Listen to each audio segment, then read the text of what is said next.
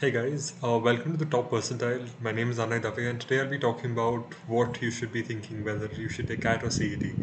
Now, the reason I've selected this topic is because there have been a lot of you who've reached out to us asking whether you should take CET this year or rather take CAT, which is in the next 3 to 4 months. So, currently, at the time of recording, we are in July, it's nearly August, and CAT would be towards the last week of November. So there's 3 to 4 months left for that. August, September, October. That's it. And how many other days in November? But that's all that is left for CAT. And CT on the other hand still doesn't have a date as of today. So if you're watching this a couple of months down the line, please remember that I'm talking from the point of view when I've recorded this. The form filling has been done, but there's no final date that has come out. So this is recorded on in the last week of July. So please keep that in mind when you're watching this later. But the reason I wanted to talk about this topic was because a lot of you have asked how we should be planning this. And just to give a short introduction to myself, I scored a 99.99 and a rank 9 in CET 2020, which was held in March. And at that point of time, I'd not attempted CAT before that. I had only focused on CET, and I knew that a good rank would get me into General Bajaj because that's the main criteria for JVIMS. But because of the delays, because of the COVID and the government, I decided to take CAT and give it a shot, see what I can do. So in November of 2020, I taken CAT and I scored 99.86 percentile in that. So my sectional scores were, I think I got a 99.97 DILR. I got 99.5, I think, in VARC, and it was a 97 or 98 in quants. So this is my section breakup in CAT 2020.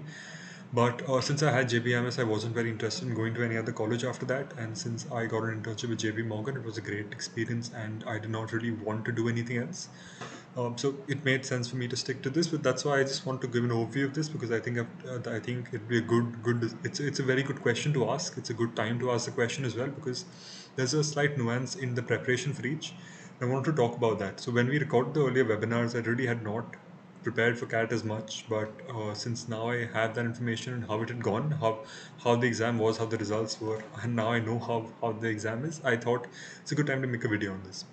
So one thing that the most obvious thing that is different is the topics that are there. For example, in CAT, there are a lot more topics. There are you get functions, you get number series. There's a lot more geometry, a lot tougher geometry that is there. The sections, they test you on similar things, but at the same time, the amount of information required for something like the quant or the QA section in CAT is a lot different than what you require in the QA section in CET.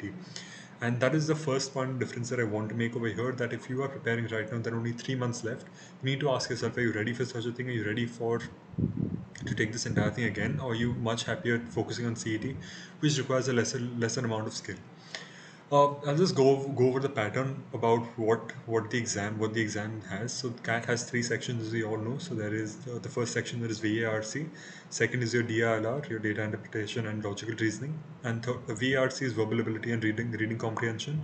The third section is QA, which is your quantitative aptitude or quantitative ability. But this is a fixed section. You cannot change section in this. There's a section timing that they give.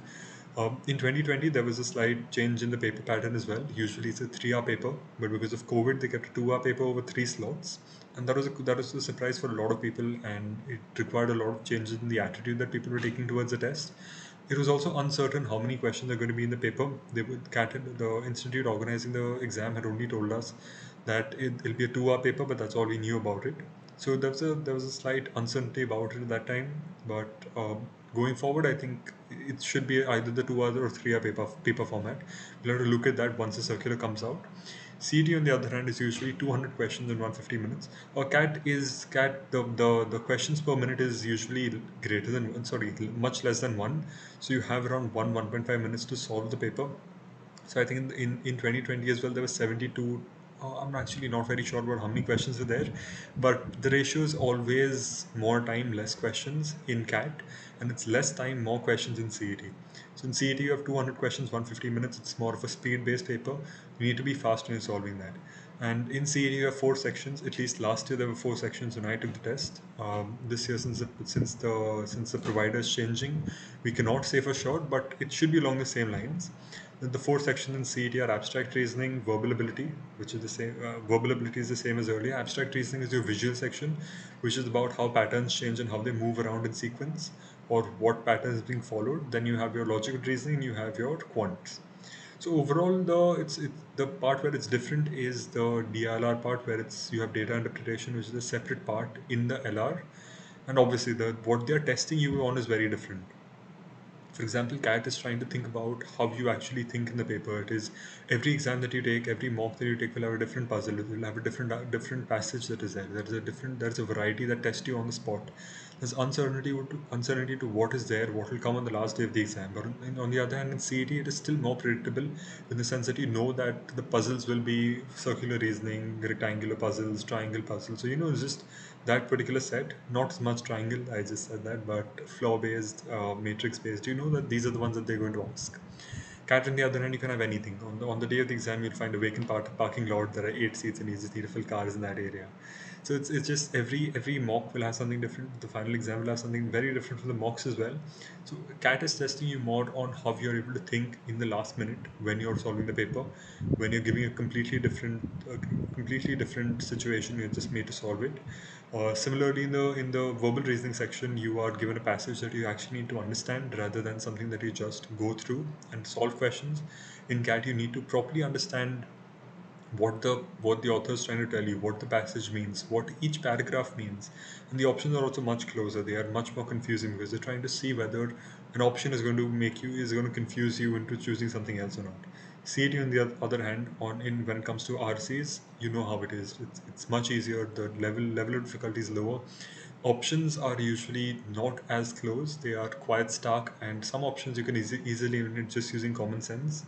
That does not happen in CAT. In CAT, you need to go through each and every option that is there. You need to think. There are questions that are which of the following is not true, or not which of the following does not follow from the passage.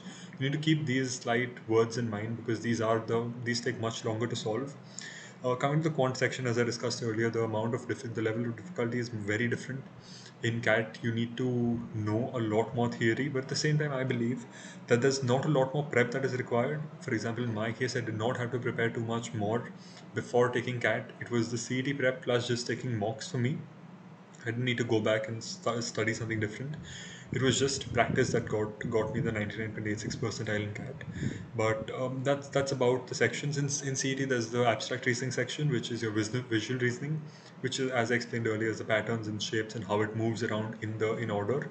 So that's about how the pattern and what they test is. So CAT is about you solving the question in that moment with all the uncertainty of the exam, with all the nervousness.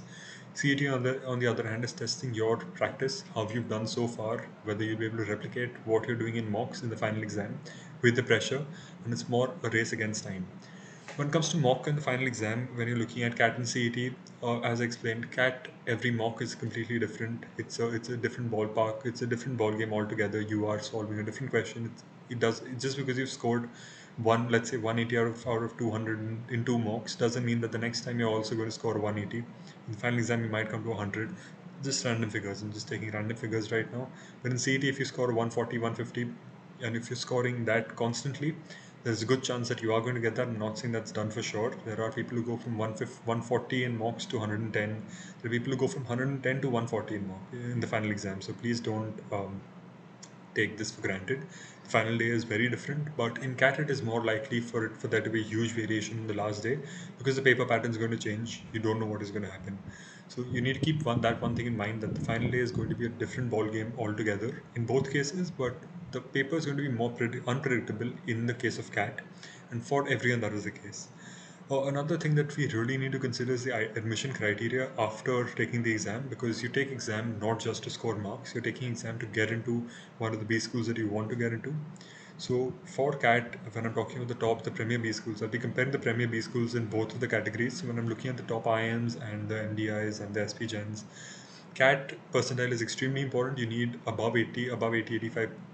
The sectional score will change every year, but the 80, 85 section limit that is there for each and every IM, you need to cross that.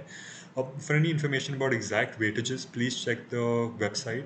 Each and every IM has an updated web page about the information about the admission criteria for that particular year. So whatever I say right now, it might change next year. So when you're watching this, just Google IM A, B, C, or whichever IM you want, or whichever college you want, CAT placement or CAT weightage. You'll get all the information. It's all public information out there. So please do that. You don't need to rely on anyone on YouTube. You can just check the website because they are the best people to check that for. But the point is, when it comes to admission, there are a lot more things that are required in CAT. Your 10th, 12th, graduation, and your work ex. Everything makes a difference over here. Your gender will make a difference. Whether you have work ex, whether you don't have work ex, whether you're an engineer, whether you're not an engineer, everything makes a difference. I scored a 99.86, but I am a gem, so it's a very different criteria for me compared to what would be had I not been male or had I not been an engineer. It would be a very different criteria in that sense as well. So to each person, I would just like to say that just go there and find out what the criteria is and how things are going to be for you after taking the exam, even after you get the score. Just keep that in mind. I'm not saying don't be discouraged from taking the exam. It makes sense to just give it a shot and see how well you do, because I think prep is always going to add up. If you've prepped for CAT, you will have an upper hand in CET as well, because you know the topics already. You faced an exam, you faced the D-Day before, so you kind of know what it's going to be like later. With that confidence, it becomes a more normal thing for you to do, to go through that entire process. So I think it makes sense to take exams, but just keep that in mind about how it's going to be after you take the exam. When it comes to CET, on the other hand, the premier institute is going to be JBIMS, and they don't look at other things apart from the CET score that you get, at least as of now, for the MMS program that is there. When I talk about what you require to get into a B school, it's very different from what you require later on during the placements. But I'm currently focusing only on what is required for the good score, and they don't look at anything else. There's no interview. There's no GDPI. There is no case discussion. Nothing that happens over here. Like no, it's just your CET score that matters over here, which is why a lot of people prefer taking CET, because they know that if they can get the score, they are through, which is extremely true.